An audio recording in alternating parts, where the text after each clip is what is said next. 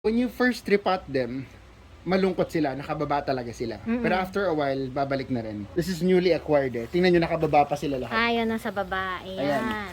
So medyo malungkot pa yung lahat. Pero nakikita nyo, isa-isa nang tumatayo. Oo. Once they stand up, sobrang gaganda na yan. And then it's easy kasi hindi na kayo matatakot mag-water. Tapos you're gonna have better leaves. Opo. Kuya Mark, paano siya pinapropagate?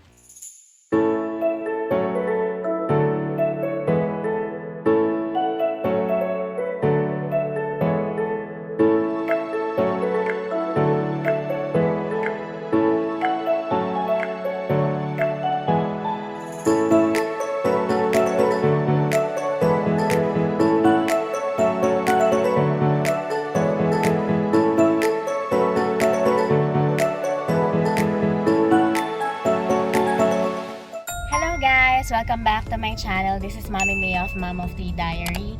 And papasok muna ako sa office bago tayo mag-vlog later. Kailangan lang natin mag-report. May surprise din ako sa inyo mamaya. So keep on watching.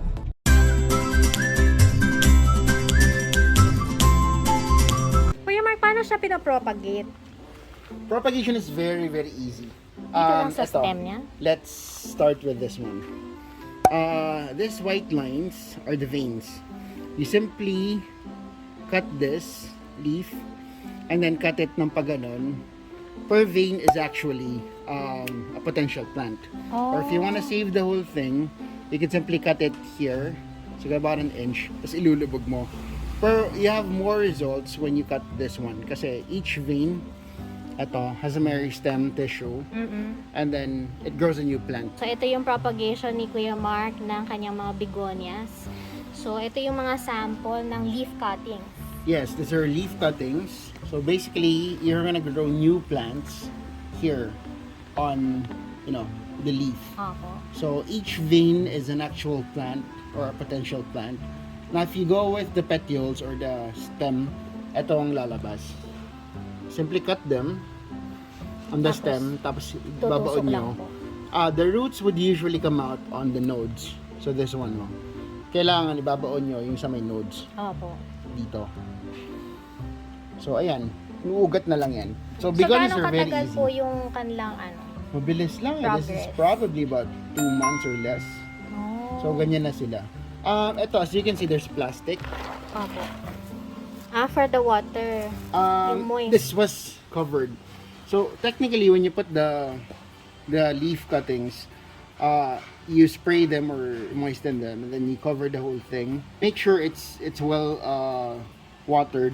Opo. Para ngayon, habang may moisture droplets pa, okay pa yon. Tapos after like a month or two, this is about probably 2 months, you remove it na and then it's good. It's like a plant already. Okay. Para pong sa cactus din, Yes. Kukulob mo lang siya. Opo. So it's easier. So, ito yung sample ng indoor potting mix na ginagawa naman ngayon ni Masitera. Yeah. So when we got this, it was still on soil. Opo. So you notice this Mga butas-butas damages sa leaves. as compared to the newer leaves na mas perfect na sila. Now, what most people don't understand kasi is soil is the habitat of bacteria, of fungi, of pests. So, kahit anong gawin natin sa soil, madumi siya. Opo. So, technically, if you love your plants, Invest I think, talaga your sa potting investment mix. should also be part ng potting mix. Opo. Yung importance naman, Kuya Mark, ng fall Okay, sa plant. so this one's a Philodendron melanochrysum. This one's really, really, really big. A lot of people actually wanted to buy this, but I cannot let it go. So ngayon, people usually ask me, why do we need a pole dun sa mga gumagapang? Opo. Okay, it's like this. If you don't give them a pole, you see the roots are trying to look for something to grab onto. In the wild kasi, or in their habitat, they usually go up sa trees. Sa trees, So tataas sila ng trees. Tapos, the roots are the ones that grab on to something. Pag wala silang nakahawakan, bumabagal yung growth nila. Tsaka mas humahaba sila. So that's the reason why it's a good thing to invest on poles as well. Para ngayon, mas mabilis yung growth ng plants nyo. That's the reason why we built the wall. Opo. Para ngayon, walang takas yung mga ano. Ito, aerial roots niya. tingnan nyo to. Natuyo siya. Kasi dati wala tong pole na maayos. So ngayon, as compared to this one, nakita nyo, ang tataba. Oo nga. Diba? So ayun, you give more health and nutrients to your plants by simply putting a pole. Para ngayon, the roots would be active and they're alive, so they could, get more nutrients. Opo. And then, yung potting mix po, Kuya Mark, This one's napansin the ko. aroid mix naman. Ayun. The aroid potting mix. So it's mostly composed of cocoa chunks, and then we have pumice, and then we have other key ingredients as leaf compost. Tapos po yung size ng pumice na ginagamit niyo po is the larger ones. It really depends. Actually, we're gonna come up with two variants. We're gonna have a coarse grade and fine grade. Pag malalaki yung plants nyo like this, you could use the bigger ones. But if you're using it for propagation, like stem cuttings, you could use the fine grade. So, yung tip ni Kuya Mark is pagka Anthurium, best siya for aroid mix. Yeah. And And pag then philodendron, philodendrons. best for The indoor potting mix will, kung medyo nagtitipid ka, the indoor potting mix is more affordable in a way. And it works best for philodendrons as well. Apo. But the aroid mix is also okay for philodendrons. It's actually a general potting mix for most aroids. Kaya guys, ng kanilang dining area. Gusto ko yung ganito, outdoor. So, nag-usap kami ni Kuya Mark about kung paano ipopropagate yung mga ornamental plants natin. So ito this yung- one's a philodendron painted lady. Yeah. So, eto, you can do 2 cuts here. So, the most important thing to make sure is you have to have aerial roots like this one. So, itong cut na to, pwede siyang isang plant or pwedeng dalawang plant. Kasi ito, may sarili na siyang roots dito. This one. So, ngayon, we can cut it here. Every time you make a node cutting, you have to make sure na merong isang leaf na matitira. So, it would support the growth of the shoots. Itong shoots natin, nasa na ba siya? Ayan. Ito pong dot Ayan, na the red. red dot. Okay? So, each node is a potential plant. So, normally, kapag kinat mo to dito, mabubuhay yan. Okay? Pero one lang. Pero if you put magic drops, pati itong susunod na node dito, mabubuhay din yan. Oh, that's the miracle of the Yes, magic. kaya siya tinawag na magic drops. Kasi multiple nodes agad yung lumalabas. And then, pag nag-cut ka ng you have to put fungicide para hindi siya pasukin ng bacteria or fungi. So, you simply do 1:1 ratio. Kunyari, 1 teaspoon ng dipane, 1 teaspoon din ng water. Tapos, you simply mix it, it becomes a paste. Papahid mo lang doon sa pinagkatan. Ayun. So, Tapos, kasi ang ginagawa ko guys, powder lang siya. Yun pala, para kumapit talaga siya. You Yes. dilute it in water. Yeah, so 1:1. So 1 teaspoon and then 1 teaspoon of water as well. It becomes a paste. You simply seal it. Tapos, pag napat mo na sila, you have to make sure na yung potting mix, moist lang siya. Bawal mo siyang diligan afterwards. So, moist lang siya. Tapos, papat mo. Tapos, pagkaano mo na sa kanila, pagkapat mo na sa kanila, ilalagay mo sila sa wala pa talagang araw. Bawal pa silang maarawan. Pag pinaarawan mo sila, mahina pa sila eh. So, masusunog. So, sayang, diba? Pero yun, it's very easy to propagate like this cutting here na painted lady. So, the painted lady goes for about 1,200 to 2,000 pesos in the market. So, pag nakat mo to, ayan, so just 3 leaves, you could probably sell this at 1,500 already. Tapos meron ka pang may iwan na isang leaf, which becomes a mother plant. Then come 2 or 3 months, you're gonna have more leaves like this. So, yun, may mother plant ka. Don't sell the mother plant. Kuya Mark, when is the time na magandang mag-magic drop? Normally, when I cut, I drop. I put some, I think about mga 3 or 5 drops. Tapos, Per node. yeah, per node. And then, usually mga hapon ako like this time, around 4 or 5 p.m. Para wala ng araw. Tapos the following day, dun sa mother plant, pwede mo siyang diligan kasi nakasigil na naman yun. Okay. So, you can wash it off. So, laging gabi o hapon si magic drops para walang adverse reactions sila.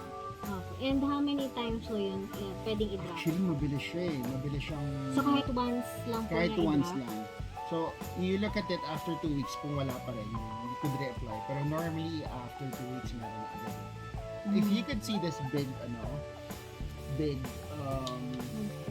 Masitera there. Ayan, so this is how big this is. Sobrang laki niya. And you wouldn't believe it came from a node cutting. I'll show you. Ayan siya, node cutting lang siya. So I have 3 leaves now. So ayun. And this is all because of magic drops. Sobrang laki agad ng lumabas na leaf. Ayan. So ito yung sinasabi kong giant na ability. Ang laki din niya. Hindi ko na alam kung saan ilalagay ito. Nagpo-propagate kayo nito kay Mark? Hindi pa. I have a lot of small ones too. And then yung melano nyo. Ang dami ng melano. I know, those are, anything that crawls is my favorite. And then we have gloriosums as well. Tapos, ayun, a lot of billites. Ito Kuya Mark, what is this? That is, ano nga to? I'm not sure if it's a Palora ense or Holtonianum. Opo. Ang ganda niya guys. Oh. So these are my propagations of Monstera deliciosos. And it all came from nodes. Nodes. Yeah. So, ang bilis nilang nagising or nabuhay because of magic drops. Normally, iba parang nagugulat sila at wala pang naging reaction. Opo. So, ito, and after a few months, ganyan na sila. As in, successful.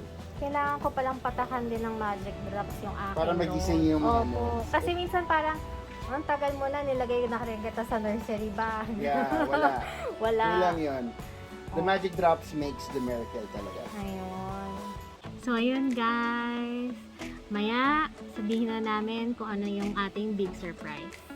Tapos na tayo pumisita dito kay Kuya Mark of Masitera. And he is so generous enough to give us some products ng Masitera to give away. So, papakita natin itong bag na yan. And hindi lang yan, guys. Ito pa. Yan. Yes. Thank you, Kuya Mark, for being so generous. For featuring us. Sobrang generous talaga ni Kuya Mark. As in, ever since nung nakilala ko siya, pag magdi-deliver lang siya sa akin, mas madami pa siyang freebie kesa sa in-order ko. So, hindi ko talaga makakalimutan si Kuya Mark simula nag-start ako. So, thank you, Kuya Mark, ulit for accommodating us today. Enjoy the freebies, guys. Yes! So, ito na guys. Ito na yung mga ibinigay sa atin ni Masitera to give away sa ating mga subscribers. So, first, meron tayong pamimigay na aroid mix. This is best for all of your aroid plants.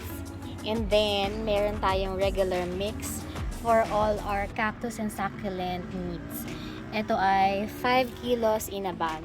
And then, meron tayong plant food and neem gold. Yan. And then, meron tayong magic drops na ipamimigay. So, abangan nyo guys kung ilan ang maswerteng mabibigyan and kung paano sumali sa ating giveaway. So, abangan nyo yung bukod na video natin for our giveaway mechanics. Shoutout din kay Kuya Francis of Janelle's Ornamental Garden. Salamat sa ating Anthurium bulonum, Kuya Francis. Alam mo yan, super thankful ako sa'yo. Actually guys, ito, nireserve ko to sa kanya and may pinag-usapan na kaming price. Pero nung pipick upin ko na, nung pinikap ko kanina, ayaw niya nang pabayaran. So, hindi ko alam bakit, Kuya Francis. Pero sobrang thank you sa'yo kasi may masasabi akong collection ko na galing sa garden mo. That's it for this video. Kung na-enjoy niyo ito, hit the like button, subscribe if you haven't yet, and click the bell icon para lagi kayo updated sa ating mga future vlogs. You may also find me on Facebook and Instagram, Mama of Three Diary. Alright guys, stay safe and God bless. See you on my next one. Bye!